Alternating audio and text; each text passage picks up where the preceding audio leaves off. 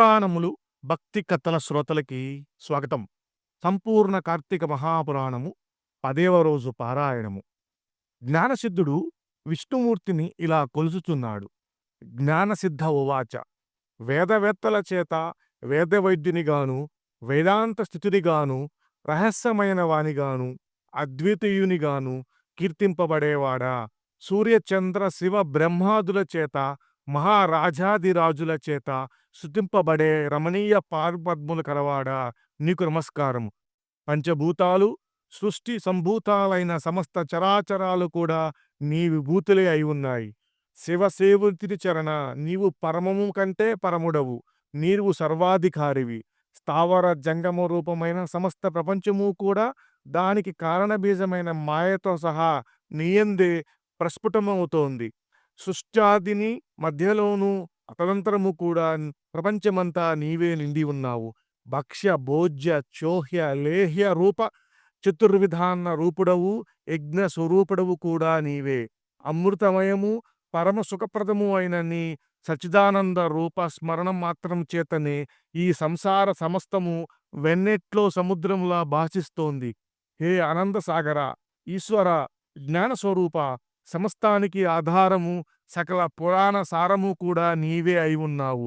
ఈ విశ్వము సమస్తము నీవల్లే జనించి తిరిగి నీయందే లయిస్తూ ఉంది.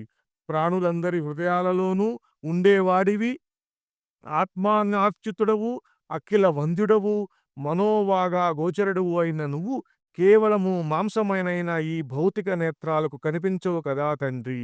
ఓ కృష్ణ, ఈశ్వర, నారాయణ, నీకు నమస్కారము. నీ ఈ దర్శనం ఫలముతో నన్ను ధన్యుణ్ణి చేయి. దయామతివై నన్ను నిత్యము పరిపాలించు. జగదేక పూజ్యుడివైన నీకు మొక్కడం వలన నా జన్మకు సాఫల్యాన్ని అనుగ్రహించు. దాతవు నీవు, నేతవు నీవు, కృపా సముద్రుడవు అయిన నీవు సంసార సాగరములో సంకటాల పాలవుతున్న నన్ను సముద్రునించు. హే శుద్ధ చరిత, ముకుంద, త్రిలోకనాథ, త్రిలోకవాసి, అనంత, అధికారణ, పరమాత్మ, పరమహంసవతి, పురాత్మ, గుణాతీత, గురు, దయామయ విష్ణు, నీకు నమస్కారము. నిత్యానంద, సుధాబ్దివాసి, స్వర్గాపవర్గ ప్రద, అభేద, తేజోమయ, సాధు హృత్పద్మస్థిత, ఆత్మారామ, దేవదేవేశ, గోవింద, నీకిదే నమస్కారము. సృష్టి స్థితి లయకార, వైకుంఠవాస, బుద్ధివంతులైన వారు ఏ నీ పాదాల యందలి భక్తి అనే పడవచేత సంసార సాగరాన్ని తరించి నీ రూపాన్ని పొందగలుగుతున్నారు. అటువంటి తేజోస్వరూపాలైన నీ పాద పద్మాలకివే నా ప్రణామాలు. వేదాల చేతగాని, శాస్త్ర తర్క పురాణ నీతి కావ్యాదుల చేతగాని మానవులు నిన్ను దర్శించలేరు. నీ పాదసేవ, భక్తి అనే అంజనాలను ధరించగలిగిన వాళ్ళు మాత్రమే నీ రూపాన్ని భావించగలిగి ఆత్మస్వరూపునిగా గుర్తించి తరించగలుగుతున్నారు.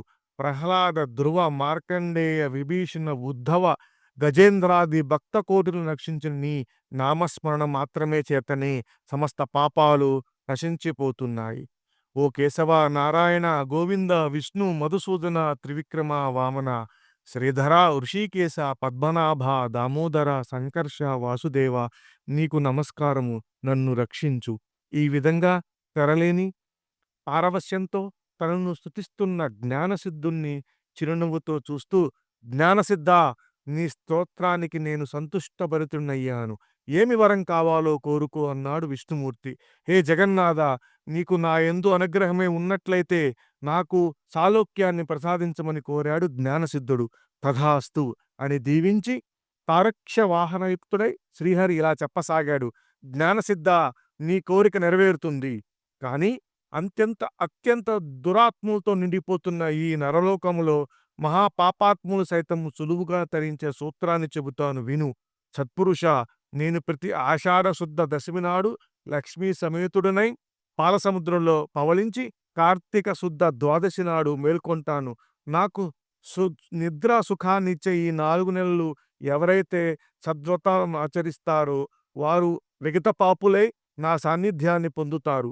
విజ్జులు, వైష్ణవులు అయిన నీవు నీ సహవర్తులు కూడా నేను చెప్పిన చాతుర్న్యాస వ్రతాచరణము చేయుడు. చాతుర్న్యాస వ్రతాచరణము శూన్యులైన వాళ్ళు బ్రహ్మహత్య పాతక ఫలితాన్ని పొందుతారని తెలుసుకోండి. నిజానికి నాకు నిద్ర, మెలకువ అనే అవస్థ త్రయమేదీ లేదు.